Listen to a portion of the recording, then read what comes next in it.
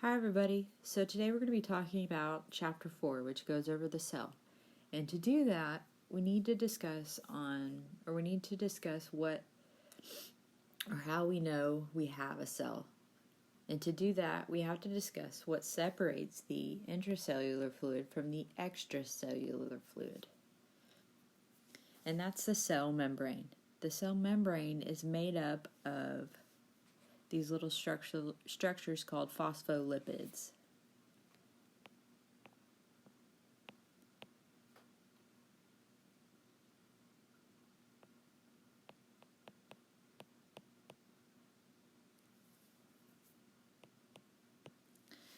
And the heads, these phosphate heads, are hydrophilic,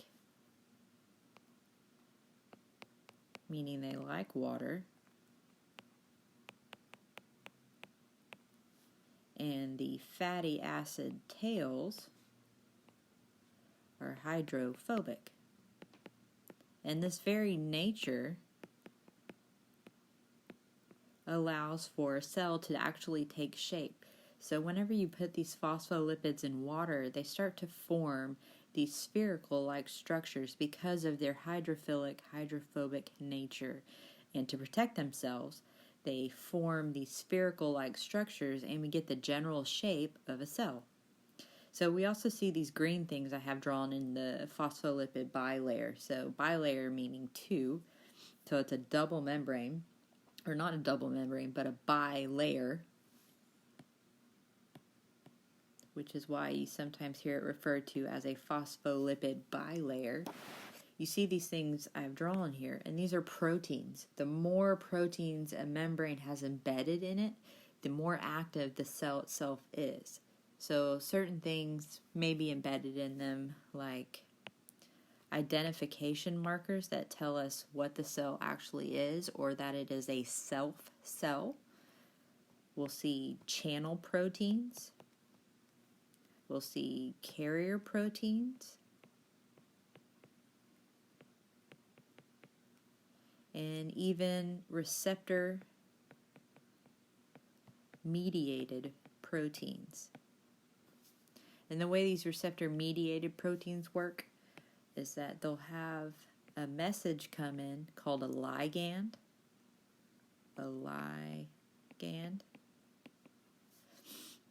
And it'll cause that protein to then initiate some sort of reaction within the cell. Okay, we'll go over each of these types of proteins later on. Other things we need to know about the cell membrane is that they are what's called semi-permeable, and you may have learned this in lab. That means what gets through, or it refers to what gets through and what doesn't. So we'll say, for a good definition of semi-permeable, we'll say some things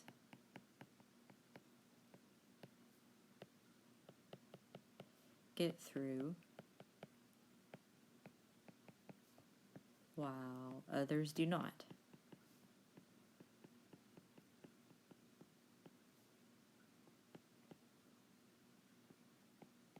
Okay. So what determines if a molecule gets through is size. So generally speaking, things need to be small to pass through the membrane. And also charge determines what gets through the membrane. And typically, things need to be what's called lipophilic.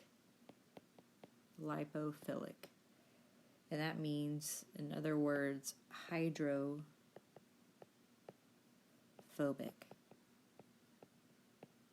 Hydrophobic. So these types of things are like oxygen molecules, CO2, urea. And it's worth mentioning that actually water can actually pass through the membrane without the use of one of these proteins. But it it prefers to actually use a channel called an aquaporin.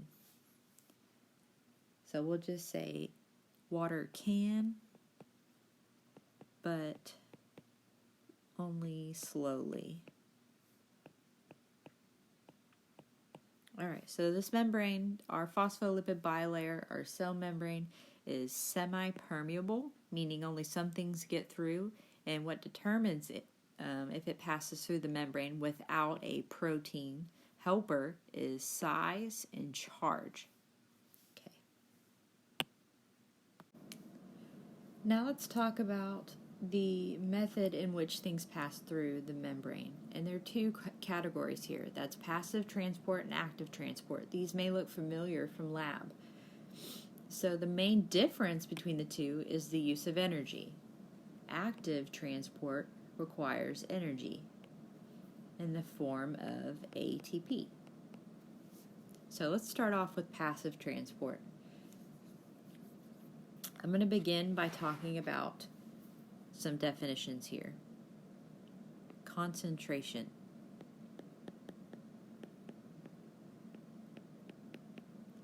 Concentration is the number of particles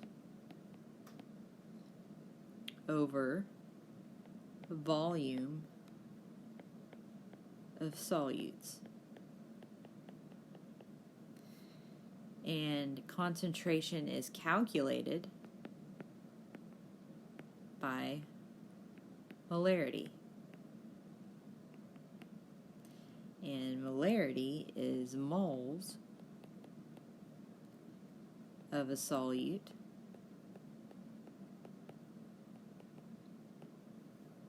over liters of a solution. And remember, moles is just the number of something you have. So like how you have a dozen eggs. So like a dozen tells you how many eggs you have. Moles tells you how many, for instance, how many particles you have. Okay, so just keep these terms in mind. We'll come back to them. So now let's go back up to passive transport. The types of passive transport are diffusion. And diffusion is the movement of molecules or particles from an area of high concentration to low concentration. Okay? And it's worth mentioning that passive transport, since it does not require ATP or energy, it works on kinetic energy.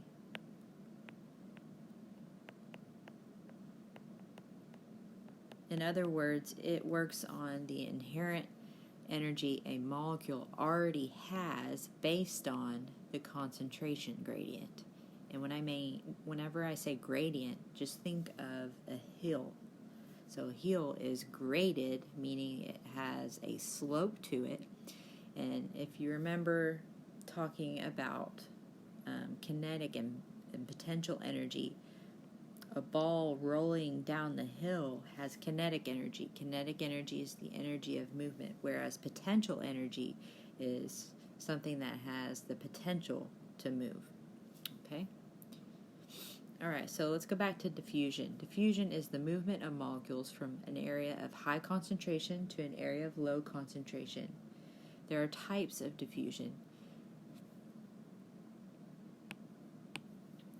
There is simple diffusion,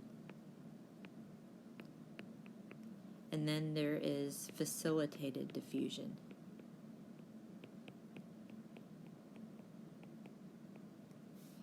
And facilitated diffusion uses, we'll call it a helper protein. And they either use channel proteins or carrier proteins. Okay? So So let's go back down to these definitions and just make sure that diffusion is clear. So let's say I have this jar here, and it's divided by a membrane, and it's filled with particles in a solution.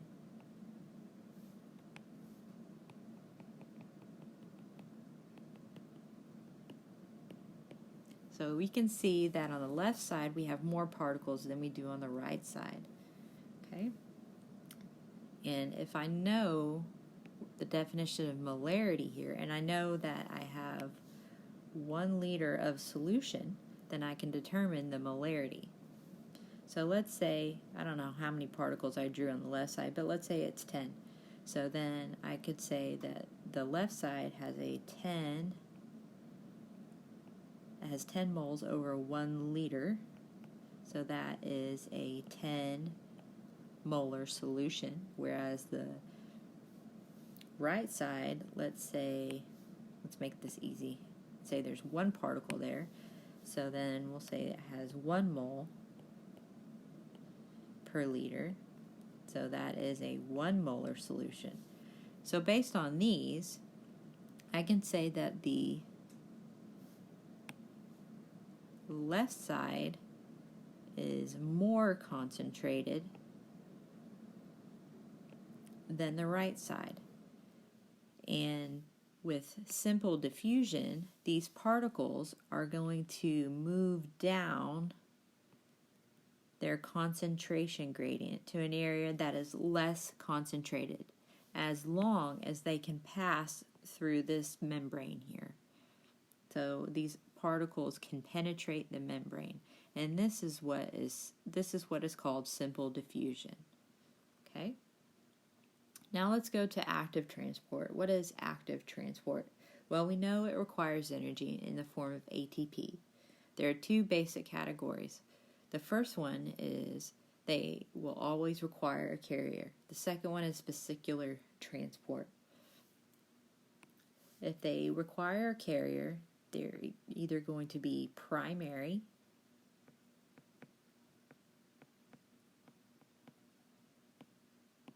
or secondary. And we'll go into more detail later on. If it's vesicular, then it's not carrier-based, and it's either going to be endocytosis or exocytosis. And they call it vesicular transport because the cell forms vesicles and moves things in the cell or out of the cell. Okay. Now let's talk about proteins that can be embedded in the membrane and help to move things from either outside the membrane to inside the cell or vice versa. So I'm going to use, for this example, a potassium channel and a sodium channel. Okay? So let's say that this is the extracellular fluid and this is the intercellular fluid. So now we have a potassium molecule outside of the cell, and we also have a sodium molecule outside of the cell. They're different sizes. They have different molar masses. I think potassium has a molar mass of like 39, whereas sodium has a molar mass of like 22. So obviously potassium is bigger than sodium. So it's not going to be able to fit into a sodium channel that is smaller than a potassium channel. They're also charged molecules. So they like to attract water molecules. And that makes it hard for them to move through channels. So these channels have to have something else to help these molecules move down their channels. Let's do potassium first. Potassium actually has these really cool scrubbers, I guess, or brushes, whatever you want to call them, And the way that they work is that as potassium is going to move through the channel, these brushes actually scrub off the water molecules and then allow the potassium to move through the channel. So now let's take the sodium that has these water molecules, and if I was to draw one of those over here, we see that it is not the right size to move or to remove the water molecules. And so therefore, it's not going to be able to have the right charges, and therefore, or so forth, to allow the molecule to move through the channel. So we could cross that one out and say, nope, sodium can't use the potassium channel. So again, the right molecule has to fit the right channel. So now what happens with a sodium channel? Well, sodium channels are really cool. They have actually all of these negative charges lining the outside of their channel. And it works sort of like a tractor beam, pulling in these sodium molecules. And when it does so, this force is so strong that it actually sloughs off these water molecules and then allows the sodium molecule to move through the channel. In addition, these channels can be gated. So I'll draw a little gate on the top of these that keep molecules from moving in until that gate is mechanically opened. So something has to open these gates, whether that be a voltage or anything that can stimulate these gates to open. And by doing so, then these molecules can move through the channels. So just keep that in mind, and we'll talk about examples of these later on. So now what about carrier proteins? How do these work? And I draw my carrier proteins like little clam shells.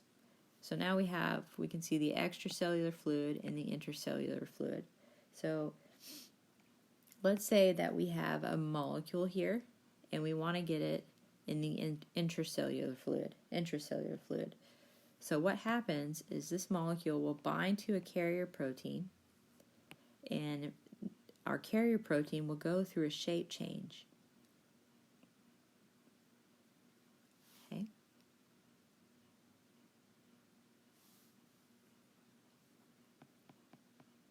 So it has what's called a conformation,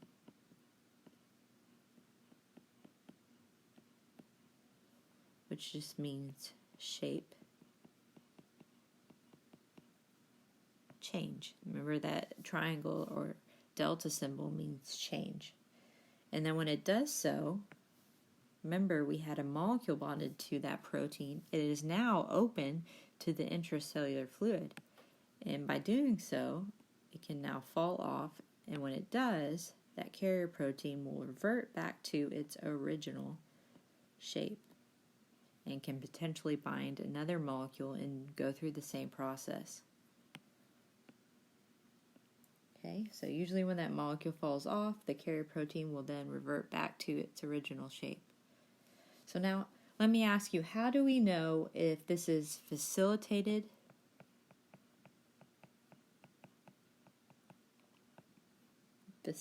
diffusion or a form of active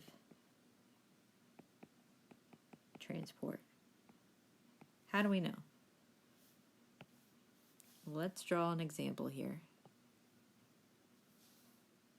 I'm going to draw a scenario, and then I'm going to give you a few seconds to guess. So here's our carrier protein.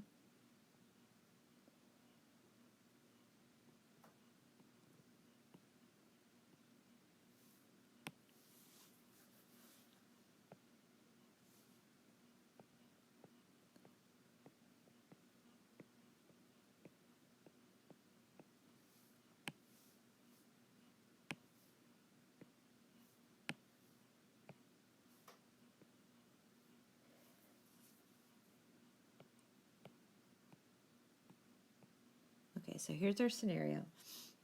Now it's moving things from the extracellular fluid to the intercellular fluid and pay attention to the concentration. So tell me if this is facilitated diffusion or active transport. Well, hopefully you said that this is active transport. And generally we would draw some ATP here that facilitated, or not facilitated, but caused this conformation change and allowed us to move molecules from an area of low concentration to an area of high concentration, which means, in other words, against its concentration gradient. Remember that diffusion moves things from an area of high concentration to an area of low concentration. In other words, it moves things with its concentration gradient. Active transport moves things against its concentration gradient from an area of low concentration to an area of high concentration. Okay? Alright, so we just mentioned active transport, and we said it moves things against a concentration gradient, so from areas of low concentration to areas of high concentration, and it uses ATP. So let's begin by talking about primary and secondary. So let's draw some carrier protein.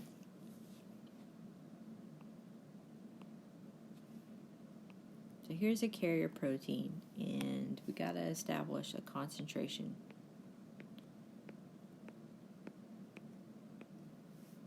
I'm going to just go ahead and draw this all the way down.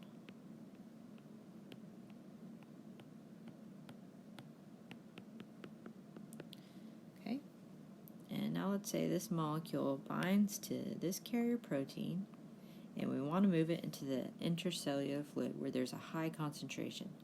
Well, we need some help. We need some ATP.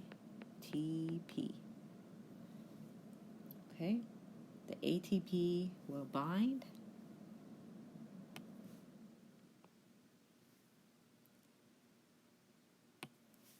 And it uses this energy.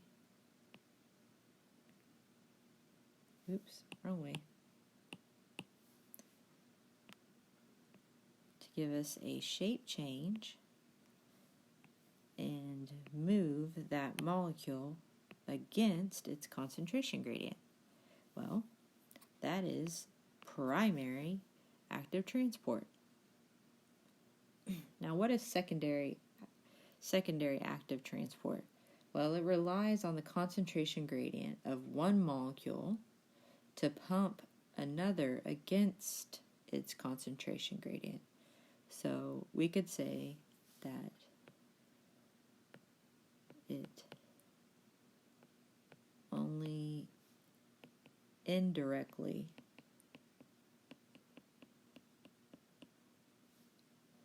requires ATP.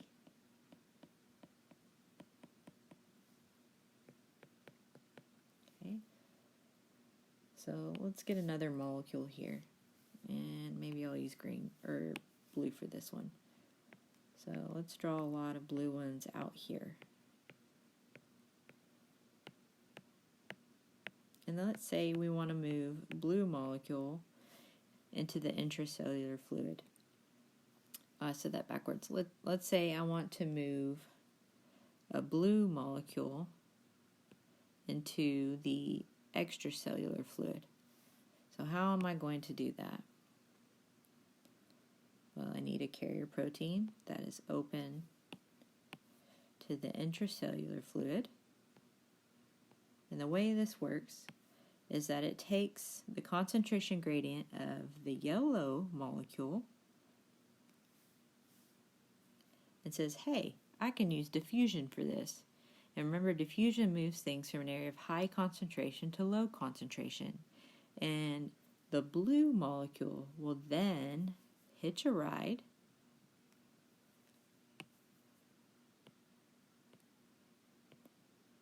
and this is what we end up with.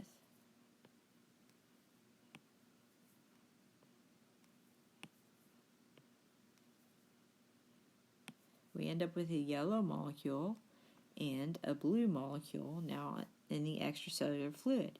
The yellow molecule moved from an area of high concentration to an area of low concentration. And the blue molecule moved from an area of low concentration to an area of high concentration, which is actually against its concentration gradient. And it did so by hitching a ride with the yellow molecule. So it used the inherent kinetic energy of the yellow molecule to pull itself into an area that was highly concentrated already. So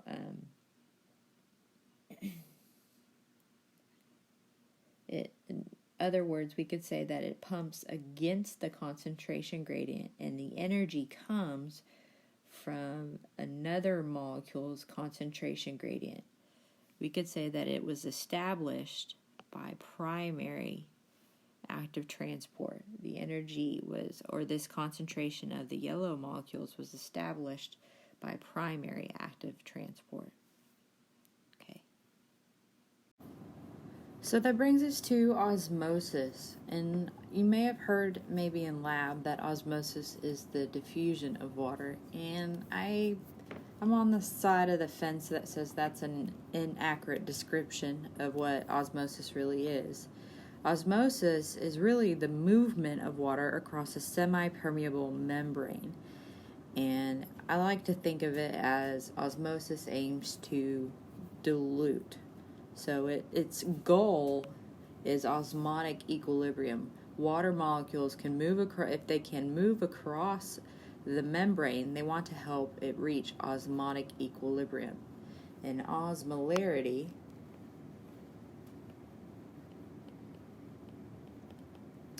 is really just the number, or we'll say the moles of particles.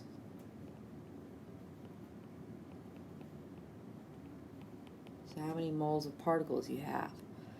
Okay, so I always like to say water follows the party.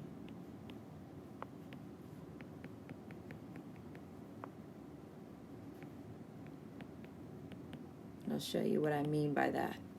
Okay, so I have like two horseshoe looking contraptions here, and one is the initial scenario, and then the other one is the final scenario. So let's see what we have in our initial scenario. So let's say that the concentration in our initial scenario is higher than on the left side than it is on the right side. So I'll draw 10 particles here.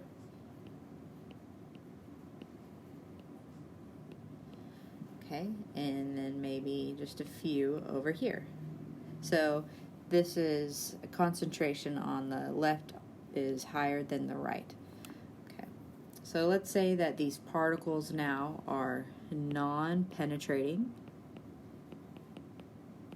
so they can't cross the membrane. So what needs to happen to reach osmotic equilibrium? So we need a change in volume. Okay. We could describe our initial scenario as the left side being hyper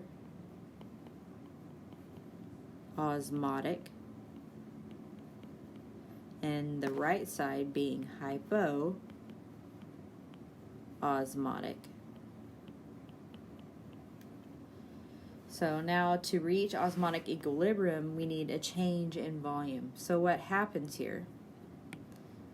Let's draw our little horseshoe with our membrane here in the middle. We get a change in volume. The left side, has a higher volume now than the right side. But does the number of particles change? No. So I'll draw 10 over here. And the same number over here. And now our concentrations would be considered equal. So the left and the right side are isoosmotic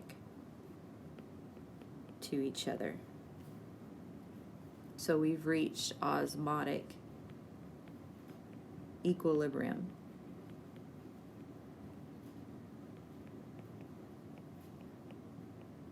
Okay, so which way did water flow? In our initial scenario, water flowed in this direction. That raised our volume.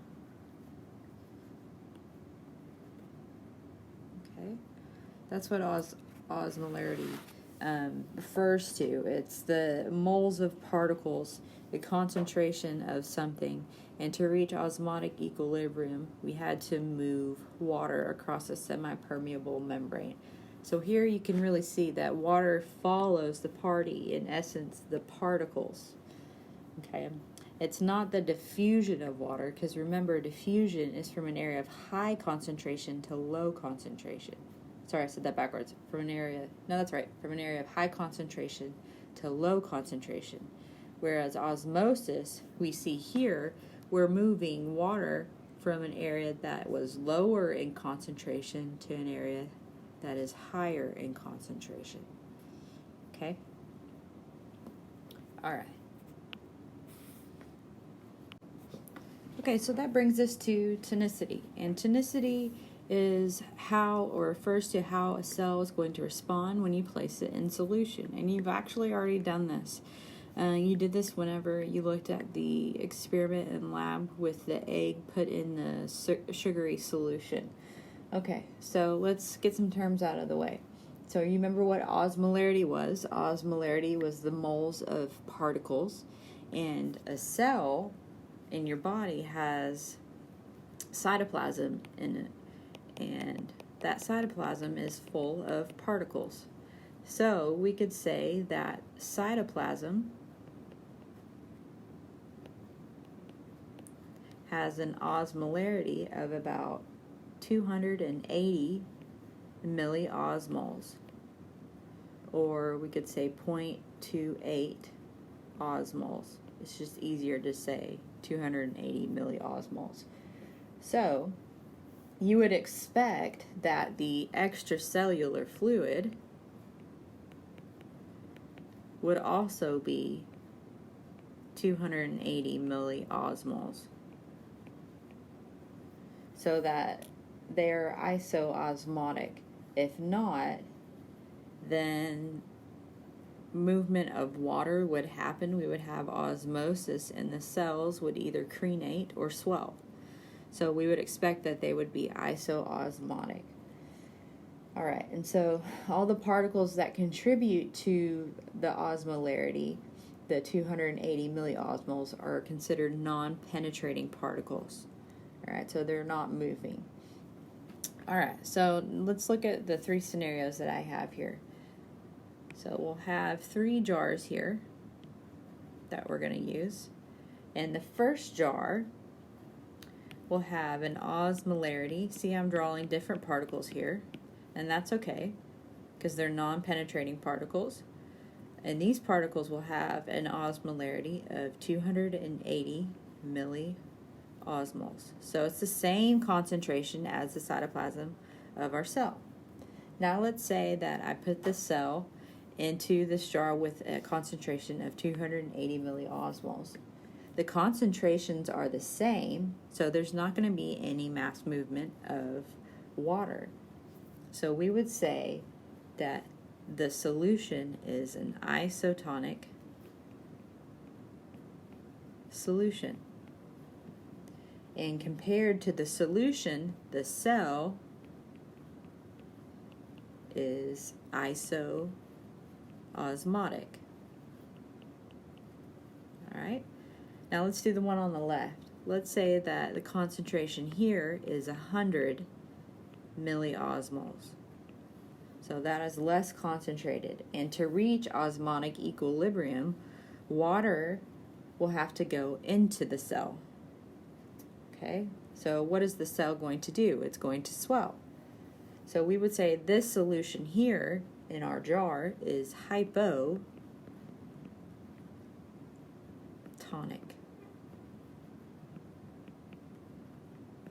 So it is a hypotonic solution. And compared to the solution, the cell is hyper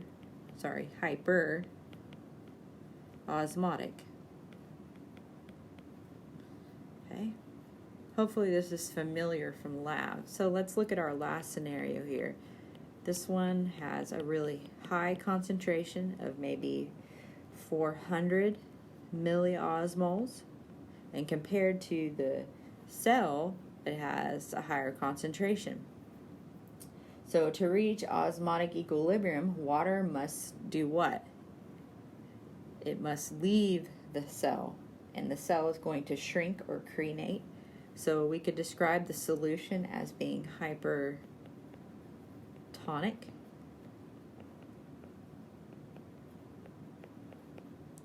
And compared to the solution, the cell is hypoosmotic. Okay? All right. Okay, so now that we've talked about transport mechanisms across the membrane from the extracellular fluid to the intracellular fluid, or back and forth, let's talk about the sodium-potassium pump. The sodium-potassium pump is super cool. It's going to pump charges, specifically sodium and potassium ions, against their concentration gradient to help establish a difference in charge between the extracellular fluid and the intracellular fluid. Okay, and remember, when something pumps a molecule or an ion against the concentration gradient, that means not from an area of high concentration to low concentration, but from an area of low concentration to an area of high concentration. Okay, so let's see how it does that. We'll do this stepwise process. So what I've drawn here is the membrane and our carrier proteins. They look like sort of little clamshells. And our first one is open to the intracellular fluid.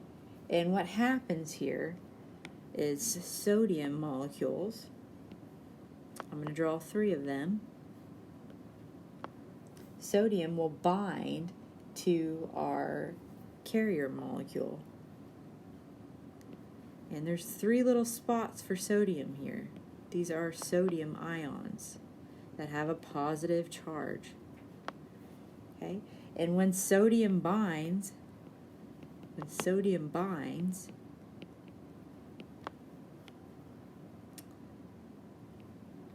it creates an ATP binding site. So it'll create an ATP binding site. Remember, ATP is the energy money in the cell. Okay? And so now step number 2, what happens after sodium binds and we get a binding site for ATP? Well, the whole thing, after ATP binds, the whole thing is going to change shape. So that's step number 2, ATP binds. And we get a change in shape of our carrier molecule. Okay, so now we're going to move to this shape. And now look at our carrier molecule. It's no longer open to the intracellular fluid, but now it's open to the extracellular fluid. And the pump is now open, and sodium binding sites will change. These sodium binding sites will change now and are no longer sticky for sodium. So our sodium ions are going to fall off. So that is step number 3. Sodium binding sites change and sodium falls off. Okay? And now, when that happens, we create these little binding sites for potassium ions. So let's draw 2 potassium ions. And that is going to be step number 4. Potassium will bind to our carrier protein. And when it does so, our phosphate from our ATP is going to fall off. And remember, ATP is an adenosine bonded to 3 phosphates. Ran out of room there. And the energy is held between the bonds of the phosphate. So that last bond of the phosphate has a lot of energy. And so that phosphate, that last phosphate falls off. And when it does so,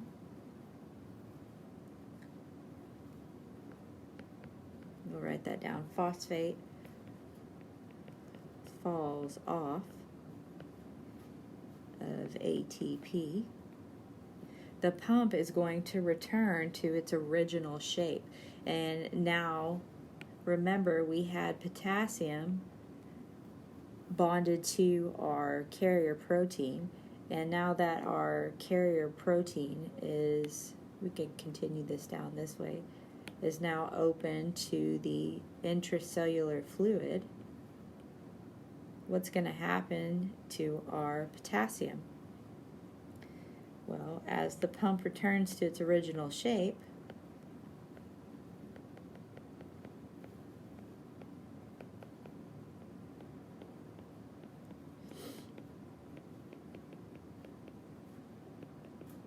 our potassium is going to fall off. And now we have potassium in the intracellular fluid, or inside of the cell.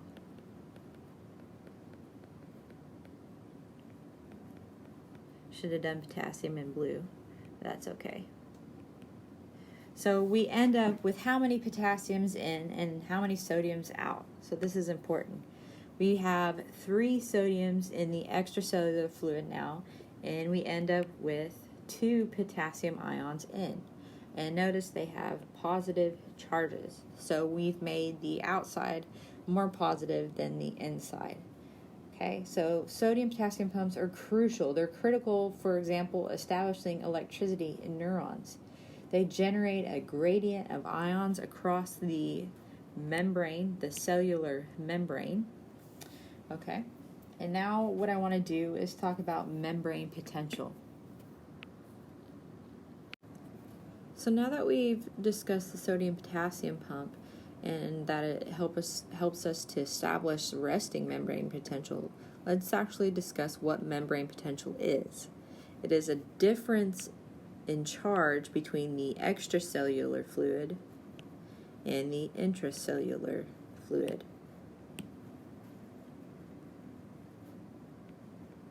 So the outside of the cell and the inside of the cell. When measuring membrane potential, we tend to set the outside to 0 millivolts compared to the inside, and the outside of the cell is typically more positive than the inside. So the inside is typically more negative. So remember, we measure this in volts, and we usually do it in millivolts, and the inside is usually more negative. And voltage is a measure of potential electricity. So things that contribute to membrane potential, like we learned, are sodium. And we see a higher concentration of this positive ion in the extracellular fluid, thanks to the sodium-potassium pump. So that means we're going to see a higher concentration of potassium inside the cell, which is a positive ion. Then we also see things like chlorine, which is a negative ion, and calcium.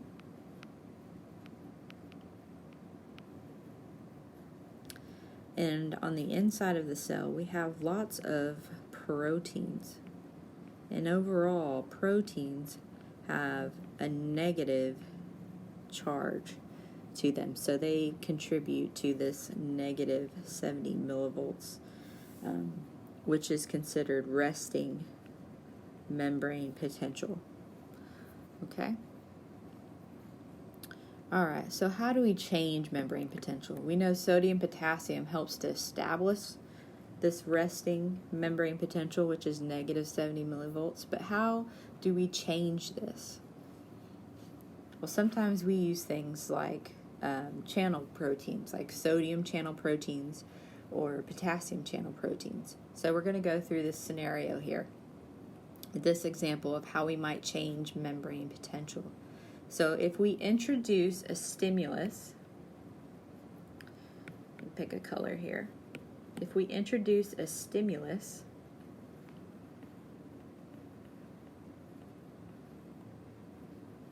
that stimulus could possibly open this sodium gated channel. So our step one is introduction of this stimulus, and it will open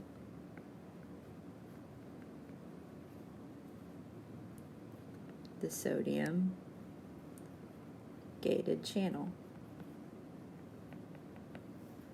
So look down here on our graph where we have the vertical axis in millivolts and the horizontal axis in time. So step one is we're moving along at resting membrane potential, which is negative 70 millivolts. Then we introduce a stimulus that opens the gate of the sodium channel. We allow then some sodium ions to enter into the cell. So that is going to change our membrane potential from being not so negative to being a little bit more positive. So this was step one, this will be step two. And if we reach threshold, which I've drawn here at negative 50 millivolts, so we'll say if threshold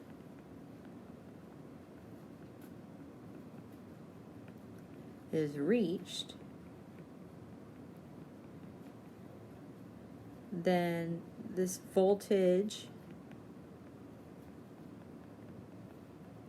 because remember we're moving ions which hold charge and therefore electricity, so if threshold is reached at negative 55, then our sodium channels will open all the way and sodium will rush in.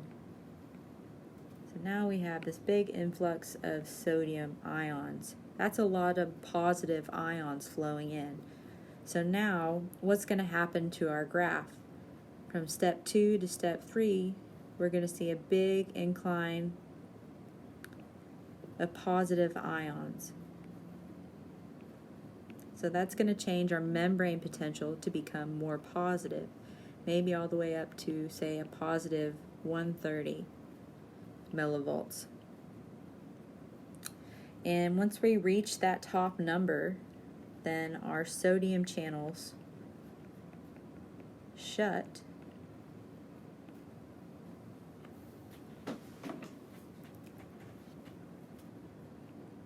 in step 4 we actually get potassium channels that are going to open because they're potassium voltage channels. Voltage, we'll say voltage gated channels. And what I mean by that is that a certain voltage has to be reached before the gate will actually open. So here we reached a voltage of positive 130. And once that voltage was reached, now our potassium voltage gated channel can open, and that allows some potassium ions to flow through its channel. So when it does, now potassium can go which way? Out. So potassium goes this way. And we get potassium ions in the extracellular fluid. So what is that going to do to our membrane potential? Let's look at our graph. So it'll be from step 4 to step 5, and we see a decline back down to our resting membrane potential. And once we reach that, the potassium gate closes.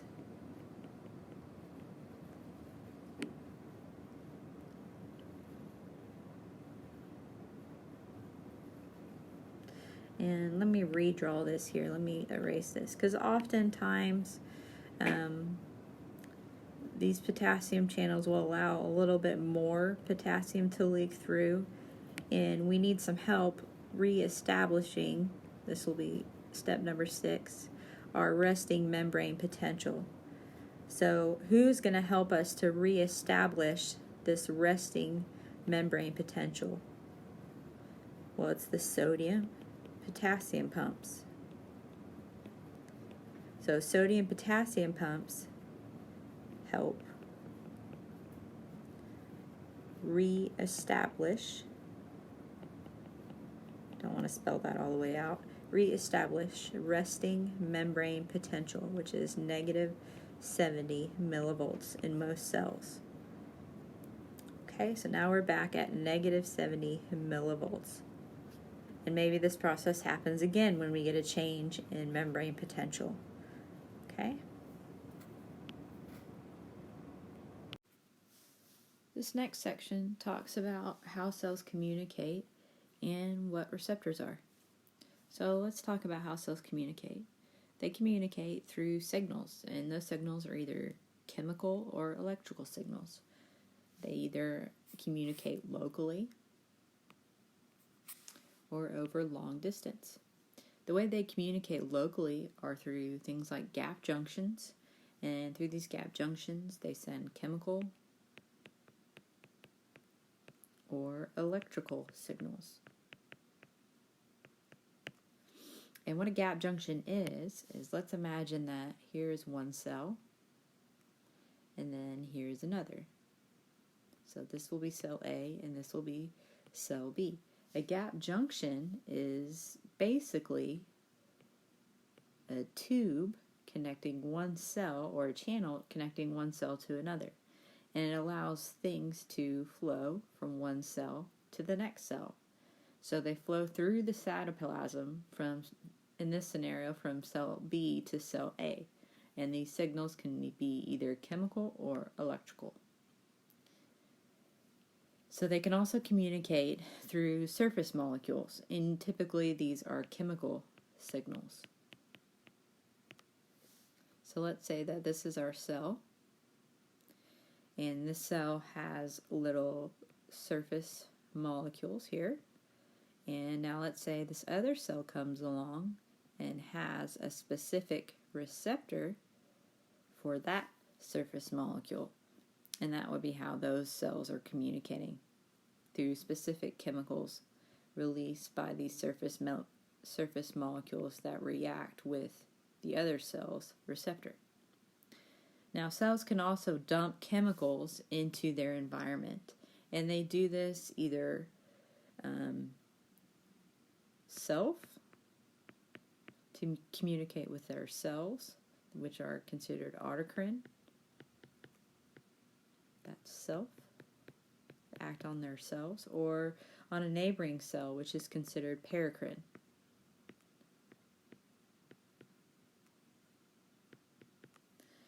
Okay, these are autocrine signals or paracrine signals. Autocrine signals act on the self or on the self cell, so on their own cell, or paracrine, which act on a neighboring cell. Okay. So these are local communications. Now if we want to send a signal over a long distance, we can either use action potentials or hormones. Now action potentials, these are typically used on neurons, and these, we usually refer to these as electrical signals. But then they can result in release of things like neurotransmitters, which are chemicals. Okay. Now hormones are dumped into the blood, and hormones are chemicals, which then can travel over long distances to their specific receptors.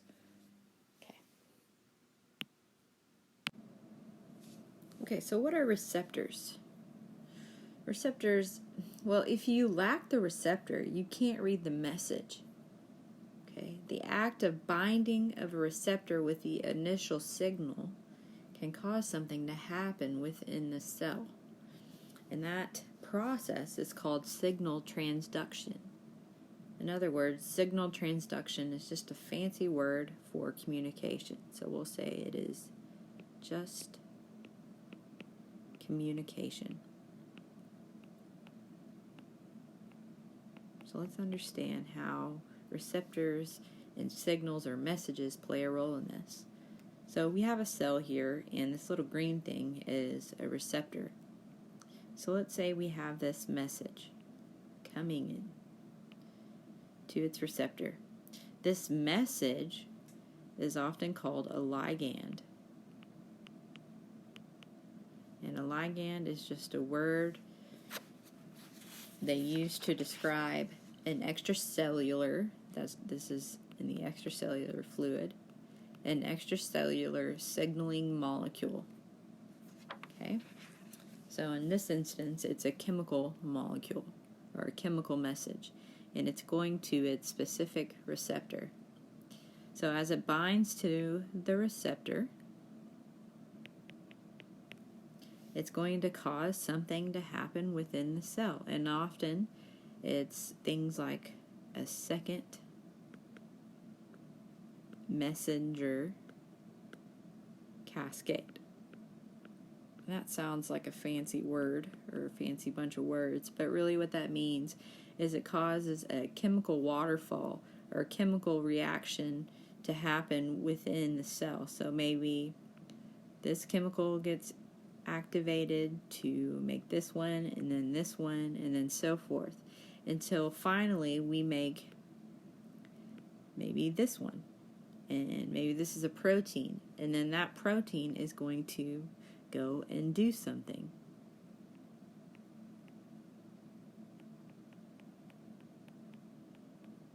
Okay, so the result is we go and do something. So this is signal transduction.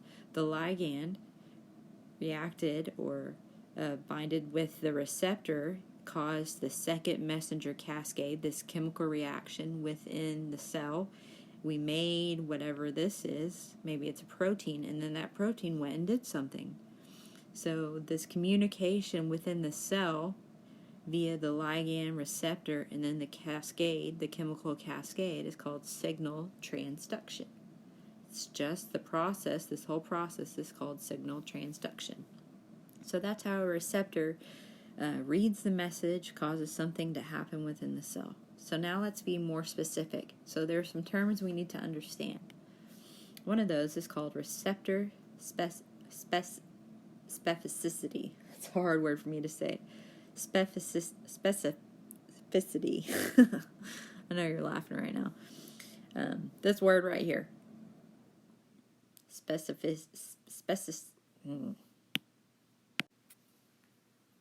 Okay, so what receptor specificity, refers to is how specific receptors can bind to the same signal. So in this example, we have a blood vessel here. This is our blood vessel.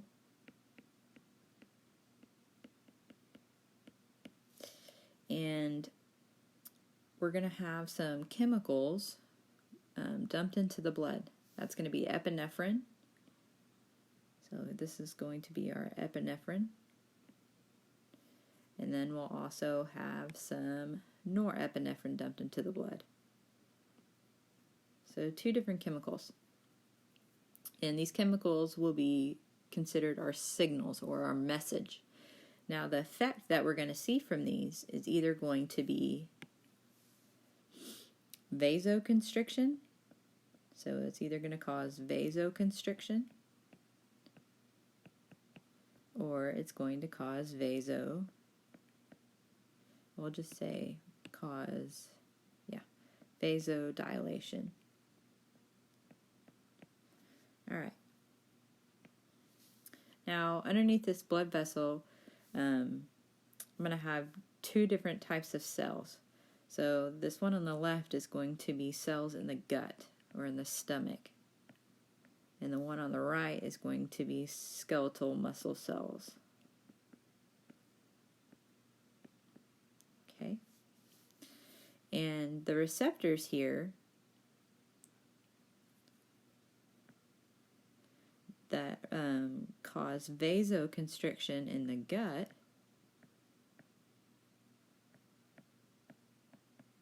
will be our alpha receptors, whereas the ones that cause vasodilation in skeletal muscle will be our beta receptors. Okay, so remember, receptor specificity is how specific receptors can bind with the same signal. Okay? So in this example, our epinephrine can bind with a beta receptor, but it can also bind with an alpha receptor, causing, in this scenario, vasoconstriction in the gut, but also vasodilation in skeletal muscle. Now, receptor diversity. What is receptor diversity? That is how you can have more than one molecule stimulate the same receptor and cause the same response. So we've already seen what epinephrine does here. Now, norepinephrine is similar to epinephrine, but it is different. So let's see what it does. Well, it can also bind to the same alpha receptor in the gut and cause vasoconstriction, but then it can go and also bind to the beta receptors in skeletal muscle and cause vasodilation. So here, this is representing the fact that our receptors are able to bind different, or can bind different molecules, so more than one molecule, and still get the same response. All right, so that's receptor diversity. All right. So this next page in your notes talks about membrane proteins, and membrane proteins are often called integral proteins. And really what that means is that they communicate with the outside environment and pass through the entire membrane here. So this is passing through the entire membrane. So let's say we have a ligand, and remember, a ligand is an extracellular signaling molecule.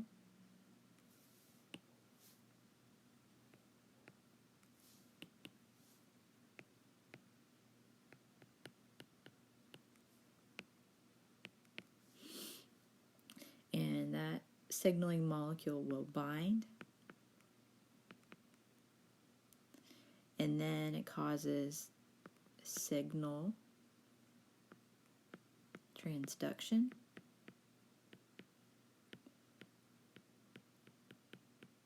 and then remember, signal transduction is when the receptor sends a signal through the cell and then causes something to happen intracellularly. And so then our third step would be the cell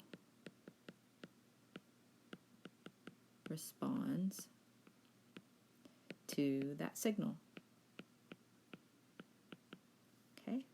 And the different types that you can have are what's called a ligand-gated ion channel, which would be maybe just a protein like we see here in green, but then it'll have a little gate over it. And it needs to have a certain level of ion charge, for example, with sodium. Let's say it has to have a certain number of positive ions before this will open. Or we could have a G protein receptor, or what's called an enzyme-linked receptor. Okay? These G protein receptors are the largest known class of membrane proteins and are quite complex in nature. These enzyme-linked receptors are also called catalytic because they help to catalyze chemical reactions. All right, that's all I really want you to take from this page right here. And this just goes over in more detail in your notes the different types of membrane proteins.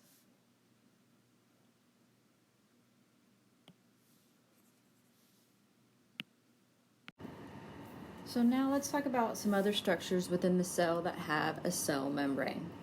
And you may recognize some of these. The first one is the rough endoplasmic reticulum, or the rough ER.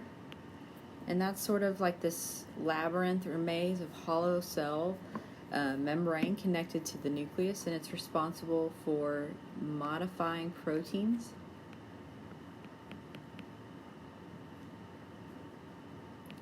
Modifying or processing proteins. And they call it the rough ER because it's covered in ribosomes. And if you remember, ribosomes build proteins.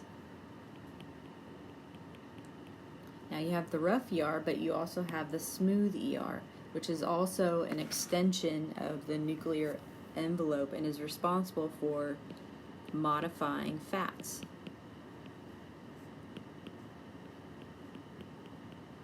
And that's in general. It can have different jobs depending on where it's located, where the smooth ER within the cell is located. For instance, in the liver, it will actually detox or help detox alcohol. In skeletal muscle,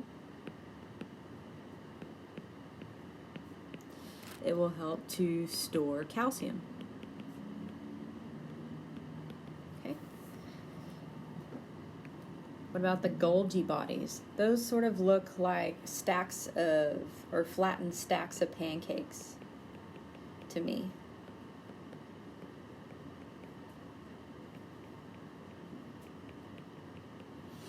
And it's another sort of maze of cellular membrane, and it's responsible for packaging proteins.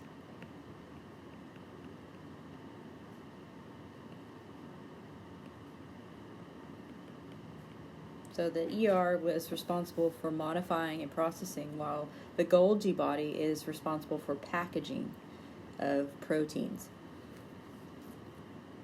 The other terms that I want you to know are vesicles,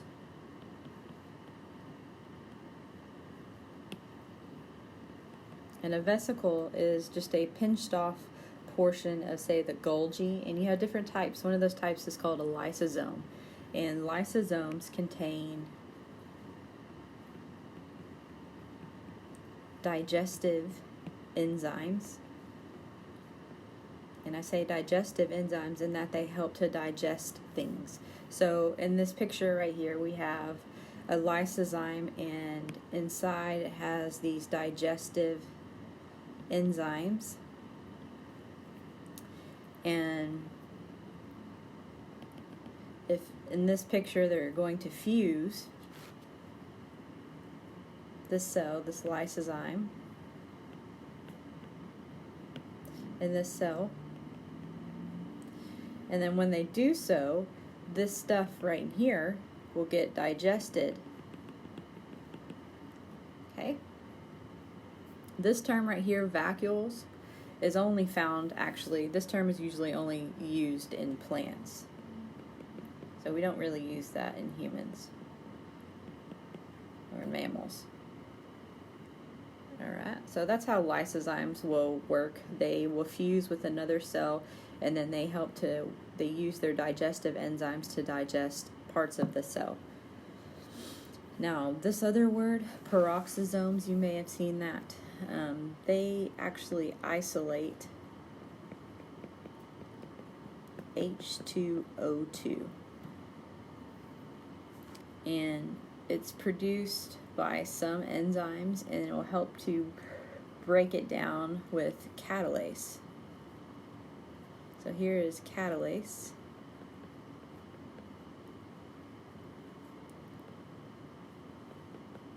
This is hydrogen peroxide, by the way. And the way this reaction happens is, so here's H2O2. It uses this enzyme catalase. Remember, anything that ends in ase is an enzyme. And it turns it into water and actually a half oxygen. So I'm not going to ask you to know what that is, but just know that peroxisomes help to isolate hydrogen peroxide, or H2O2. Okay?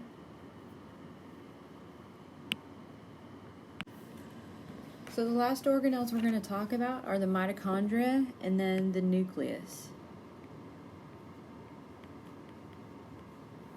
Okay. Also the nucleolus.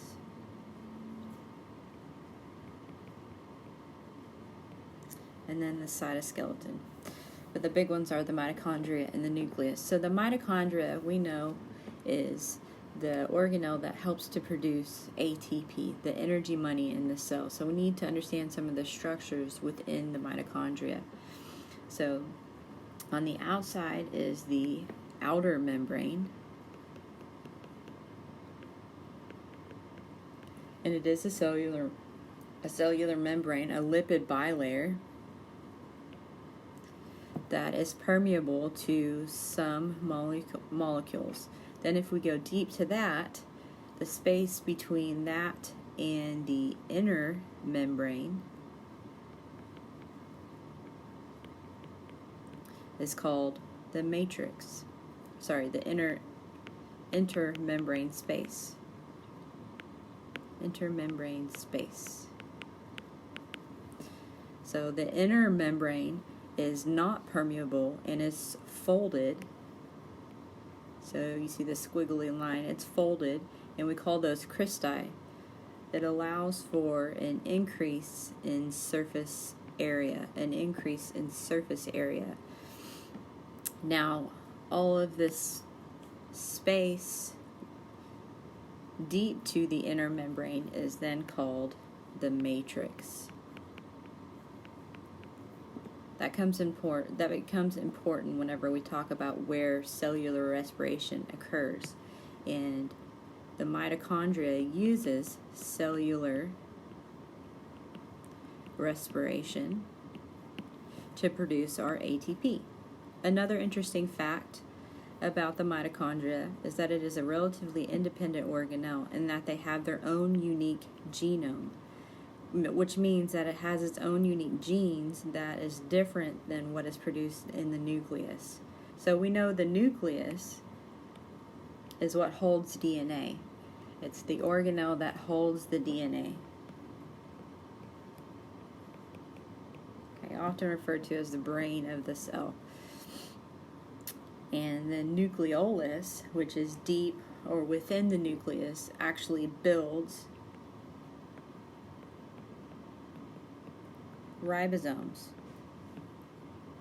And remember, ribosomes are the structures, the organelles that actually build protein. Okay? So now what about the cytoskeleton? It is sort of like the skeleton of the cell. It is made up of many different proteins. And it helps with cellular movement. So for example, it will help the cell in, say, amoeba-like movement.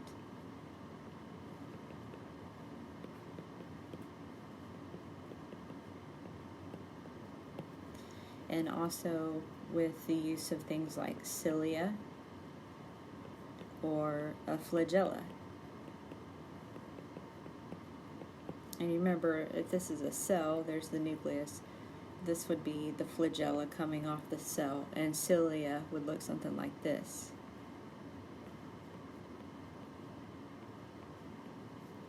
That would be the cilia. Okay? And those things move, and that's part of the cytoskeleton to help the cell move within the extracellular fluid. Alright. Now let's just do a quick review of protein synthesis and cell division. And we'll be done with this video because I know it is quite long. But make sure that you review over the mitosis videos also within this module, and also the protein synthesis videos in this module. This is just a quick overview over protein synthesis. Alright, so what is protein synthesis? Well, it starts with DNA's function, and DNA's function itself is, of course, protein synthesis. The making of proteins.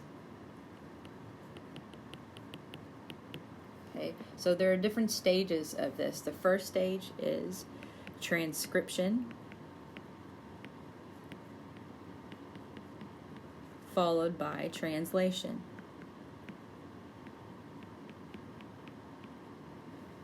Alright, so let's do a sort of a flow, a really simple, super simplified chart or flow chart for this process. So here's DNA. We take DNA from the nucleus. We turn that into, or we make mRNA, and then essentially we're going to make proteins. And what I want you to realize from this is that the process of making mRNA from DNA is transcription. And this happens within the nucleus. And then from mRNA to actually making proteins, this process is called translation.